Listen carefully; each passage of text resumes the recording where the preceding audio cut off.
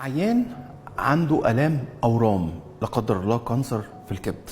طيب الألم شديد في البطن، طب نعمل إيه؟ بناخد مخدر، ترامادول، مهدئات، لاركة، حاجات كتير من دي. طب إيه الحل؟ ربنا ادانا نعمة كبيرة جدا في مجال علاج الألم، إن احنا نقدر ندخل جوه العمليات المجهزة بدون عملية، بإبرة معينة، ندخل تحت جهاز الأشعة وندخل بمخدر موضعي بمهدئ بسيط، إن احنا نقدر ندخل على الضفيرة العصبية الناقلة للألم ونقدر نعطلها ونقدر ندوبها. طب ايه اللي حصل كده؟ اللي حصل ان العيان هيبقى فيه مصدر للالم اللي هو الورم الكبير الموجود فيه، لكن هذه اشاره الالم مش هتوصل للمراكز العليا في المخ، وبالتالي مش هيحس الالم. هذا الاجراء ممكن يخلي العيان يبقى بدون الم لمده سنه، لمده اكتر، وكل ما لا قدر الله بيبقى يرجع الالم تاني ده نقدر نحقنه تاني، ندخله تاني. المساله ببساطه انه النسيج العصبي اللي احنا بندوبه في العقده العصبيه او الضفيره العصبيه ممكن ينمو في خلال سنه او 2 أو 3.